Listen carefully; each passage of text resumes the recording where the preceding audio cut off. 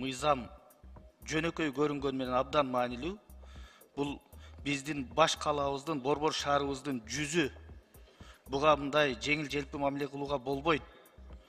Бул жерде чакырылып келип отургандардын жооптору дагы, силердин иш аракеттериңер дагы такыр канааттандырбайт.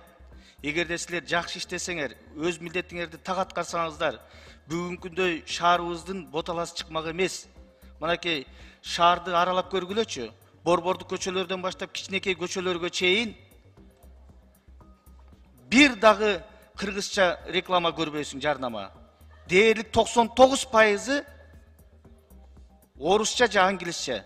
Уят да ушуга. Мына ушул жерде ички иштер министрлиги отурат. Монополияга каршы агенттик отурат. Эмне үчүн силер ушул мыйзам бузуулар менен сөзсүз эле жарандар кайрылышын күтүп отурасыздар? Эмне үчүн өзүңүздөр барып туруп ошонун бардыгын ал мыногуну деп, оңдо мыногуну деп туруп айтпайсыңар? Эмне үчүн? Силерде мекенчилдик сезим жок. Атуулдук парзыңарды аткарбайсыңар. Кызматтык тиешелүү функцияңарды жүргүзбөйсүңөр. Бул жерге келип жомок айтасыңар. Эгерде силер иштегенде азыркыдай бир жагымсыз көрүнүш болмок эмес. Бишкек шаарынын мэринин орун басары. Барсызбы? Кана Бишкек шаары?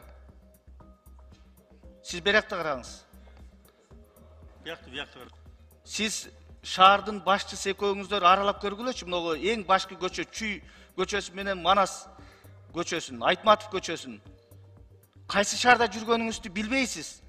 Бишкекпи, Бишкек эмеспи? Бул Кыргызстандын борбору, борбор эмеспи, билбейсиңер. Эртең шаардын мэри экөөңөр аралагылачы чыгып туруп.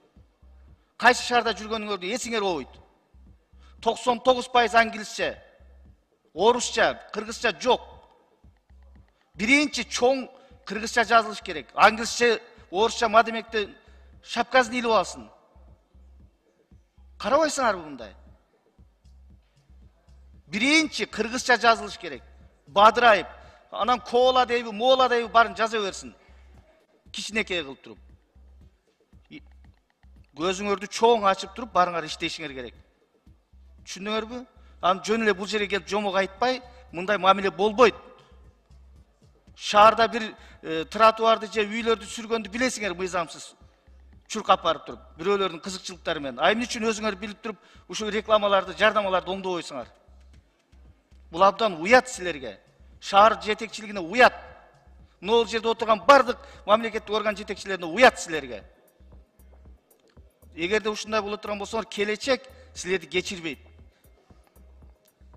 Бул мыйзамга мындай олуттуу астедил мамиле жасагыла. Жөндөн эле келип туруп бул жерде мындай болуп атат, тиңдей болуп атат деп кагаз жүзүндө бир нерселерди окубастан, жүрөгүңөр менен, мекенчилдик сезим менен кызмат кылгыла.